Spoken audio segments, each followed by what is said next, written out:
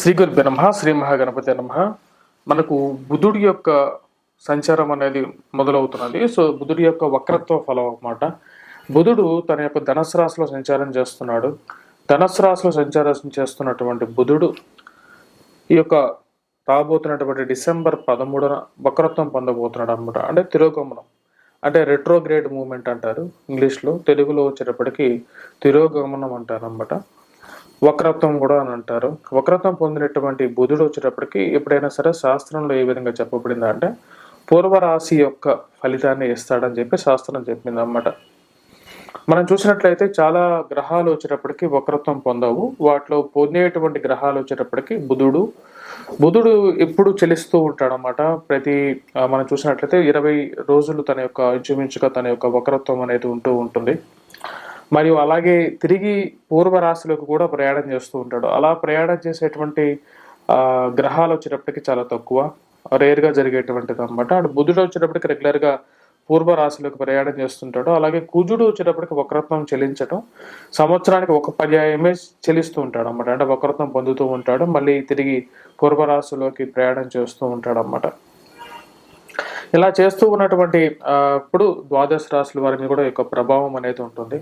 మనం చూసినట్లయితే ఇక్కడ 3 గ్రహ మార్పులు అనేవి జరుగుతున్నాయి అన్నమాట. ఈ యొక్క డిసెంబర్ నెలలో వచ్చేటప్పటికి మనం చూసినట్లయితే రాహువు వచ్చేటప్పటికి మీనంలో, కేతు వచ్చేటప్పటికి కన్యలో, గురువు వచ్చేటప్పటికి మేషంలో, శని వచ్చేటప్పటికి మనకు కుంభంలో ఉన్నాడు. అలాగే బుధుడు మనకు ఎవరి గురించి అయితే మాట్లాడుతున్నామో ధనస్సులో సంచారం చేస్తున్నాడు. అలాగే కుజుడు రవి కూడా మార్పు చేర్పులు జరగబోతున్నాయి. కుజుడు రవి వచ్చేటప్పటికి వృశ్చికలో ఉన్నారన్నమాట.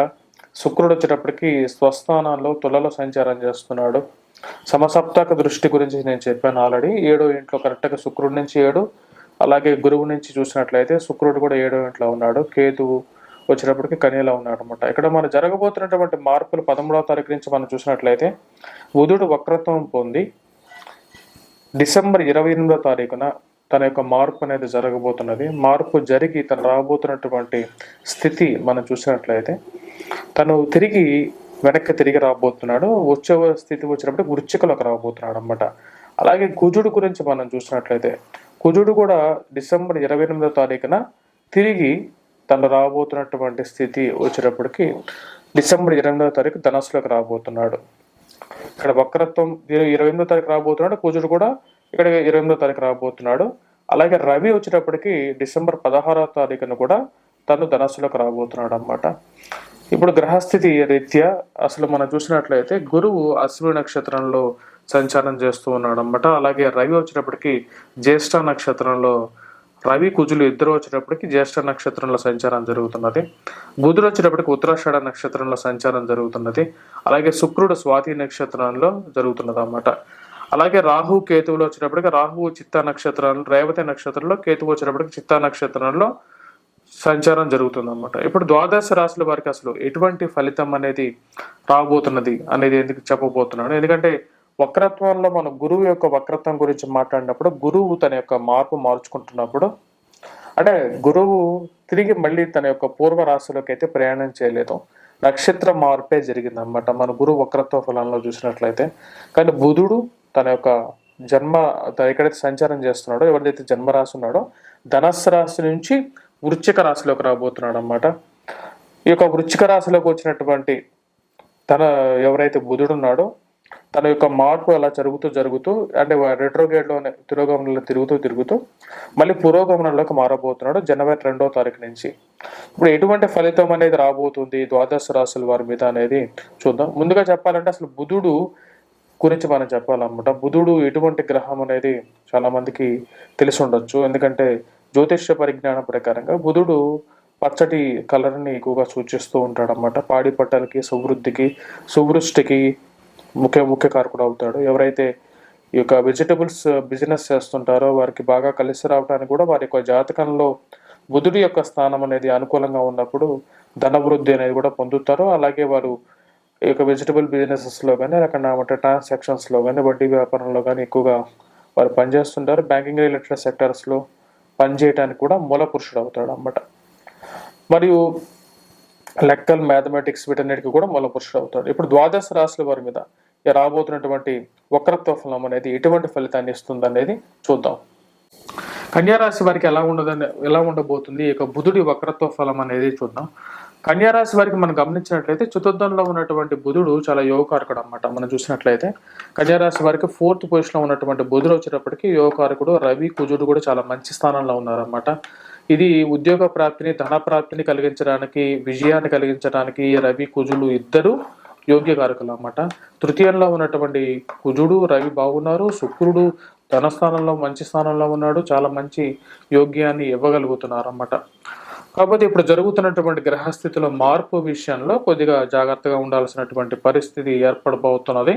13వ తారీఖున వచ్చినప్పటికీ బుధుడు వక్రత్వం పొందబోతున్నాడు అనమాట. అంటే 3వ ఈ స్థాన ఫలితాన్ని తను ఇవ్వబోతున్నాడు అనమాట. తృతీయాది ఫలితం ఏమిటి అంటే శత్రుమూలక భయం అన్నమాట. అంటే మానసికంగా ఏదో ఒక ఆందోళన అనేది 13వ తారీఖు నుంచి మనస్సులో బయలుదేరుతుంది. ఈ యొక్క వక్రత్వం స్టార్ట్ అయినప్పటి నుంచి తర్వాత 3వ రోజు అంటే 16వ తారీఖున రవి చతుర్థంలోకి మారబోతున్నాడు.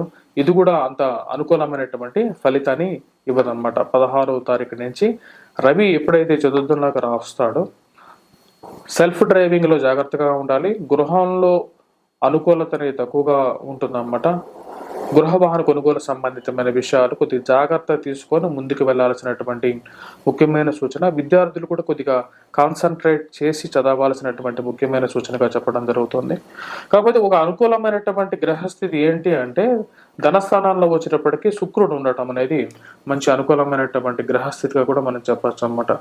ఈ యొక్క రాశి వారికి వచ్చేటప్పటికి ముఖ్యంగా శుక్రుడు ధనస్థానంలో ఉన్నప్పుడు ఫైనాన్షియల్ గా అనుకూలంగా ఉంటుంది. ఎందుకంటే ఇక్కడ చూడండి, మీకు గురువుకి శుక్రుడికి సమసప్తక దృష్టి అనేది ఉంది. బుధుడు వెనక్కి తిరిగి తిరోగమనంలో పోయిన తర్వాత కూడా అనుకూలమైనటువంటి ఫలితాలే గోచరిస్తున్నాయి అన్నమాట.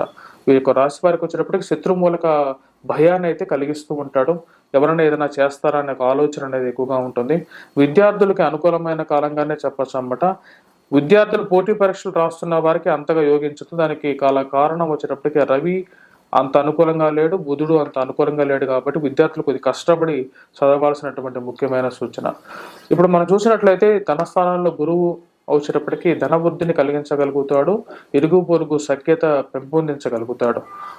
మరియు అలాగే కుజుడు కొన్నిసార్లు విజయాన్ని కూడా ఇవ్వగలుగుతాడు అన్నమాట. మీరు ఊహించిన విధానికన్నా కొంచెం అనుకూలమైనటువంటి విజయాన్ని ఇవ్వగలుగుతాడు. రవి ఎప్పుడైతే ఇక్కడికి వస్తాడో 16వ తారీఖున సెల్ఫ్ డ్రైవింగ్ లో జాగ్రత్తగా ఉండాల్సినటువంటి ముఖ్యమైన సూచన ఉంటుంది. శుక్రుడు వక్రత్వం పొందాడు కాబట్టి ఈ యొక్క రాశి వారికి ముఖ్యంగా వచ్చినప్పటికీ భయాన్ని కలిగిస్తూ ఉంటాడు అన్నమాట. శత్రుమూలక భయాన్ని కూడా కలిగిస్తూ ఉంటాడు కాబట్టి తగు జాగ్రత్తలు తీసుకోవాల్సినటువంటి ముఖ్యమైన సూచనగా చెప్పడం జరుగుతుంది.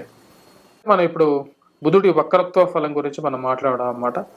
బుధుడు తన యొక్క వక్రత్వ ఫలంలో ఎప్పుడైనా సరే ముఖ్యంగా మనం చూసినట్లయితే తన యొక్క పూర్వ జన్మ రాశి ఏదైతే ఉంటుందో దాని యొక్క ఫలితాన్ని ఎక్కువగా ఇస్తూ ఉంటాడు అన్నమాట.